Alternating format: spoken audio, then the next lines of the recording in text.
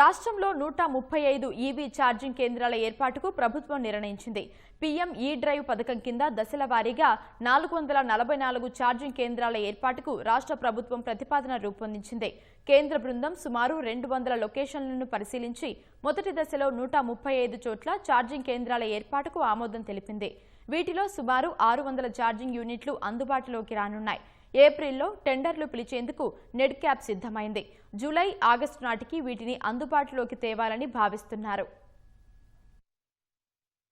రాష్ట్రంలో జాతీయ రహదారి వెంట 135 ఈవీ ఛార్జింగ్ కేంద్రాల ఏర్పాటుకు ప్రభుత్వం నిర్ణయించింది. పీఎం ఈ డ్రైవ్ పథకం దశల వారీగా 444 ఛార్జింగ్ కేంద్రాల ఏర్పాటుకు రాష్ట్ర ప్రభుత్వం ప్రతిపాదన రూపొందించింది. వివిధ ప్రభుత్వ రంగ సంస్థలు, మున్సిపల్ కార్పొరేషన్లు, జెన్కో, డిస్కంల దగ్గర అందుబాటులో ఉన్న ఖాళీ స్థలాలను ఎంపిక చేసి ఫిబ్రవరి మొదటి వారంలో అధికారులు కేంద్రానికి ప్రతిపాదన పంపారు. కేంద్ర బృందం సుమారు 200 లొకేషన్లను పరిశీలించి మొదటి దశలో 135 చోట్ల ఈవీ ఛార్జింగ్ కేంద్రాల ఏర్పాటుకు ఆమోదం తెలిపింది. వీటిలో సుమారు 600 ఛార్జింగ్ యూనిట్లు అందుబాటులోకి రానున్నాయి. ఒక్కో ఛార్జింగ్ కేంద్రంలో కారు, బైక్, ఆటోలు, భారీ వాహనాల ఛార్జింగ్ కు సదుపాయాలు కల్పించనున్నారు.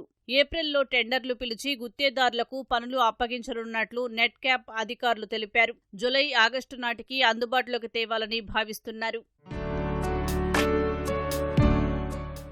ఒక్కొక్క ఛార్జింగ్ కేంద్రం ఏర్పాటుకు సుమారు 50 లక్షల వరకు ఖర్చవుతుందని అంచనా. ఇందులో 80% కేంద్రం భరిస్తుంది. మిగిలిన 20% రాష్ట్ర వాటాగా డిస్కంలు సమకూరుస్తాయి. సప్లై, ఆపరేషన్, ఇన్స్టాలేషన్ విధానంలో 5 ఏళ్ల పాటు వీటిని నిర్వహించేందుకు ఆపరేటర్లను టెండరు ప్రక్రియ ద్వారా ఎంపిక చేస్తారు. నిర్వహణ ద్వారా వచ్చిన ఆదాయంలో అధిక భాగం డిస్కంలకు వెళుతోంది. అవి ఒప్పందం మేరకు కొంత మొత్తాన్ని ఆపరేటర్లకు చెల్లిస్తాయి. రెండో దశలో వివిధ నగరాల్లో ఛార్జింగ్ కేంద్రాల ఏర్పాటుకు కేంద్రం ప్రాధాన్యమిస్తోంది. విశాఖ, కాకినాడ, ఏలూరు, విజయవాడ, గుంటూరు, తిరుపతి నగరాల్లో కలిపి 100 లొకేషన్లను నెట్ క్యాప్ గుర్తించి ప్రతిపాదనలకు కేంద్రానికి పంపింది. రాష్ట్రంలో ఏటా సుమారు 6,000 కొత్త ఎలక్ట్రికల్ కార్లు, 4,000 ఆటోలు, 40,000 బైక్లు రోడ్డెక్కుతున్నాయని లెక్కలు చెబుతున్నాయి. రాబోయే ఏడాదిన్నరలో విద్యుత్ వాహనాల వినియోగం భారీగా పెరుగుతుందని ప్రభుత్వం అంచనా వేస్తోంది. అందుకు అనుగుణంగా ఛార్జింగ్ నెట్వర్క్ అభివృద్ధిపై నెట్ క్యాప్ అధికారులు దృష్టి పెట్టారు.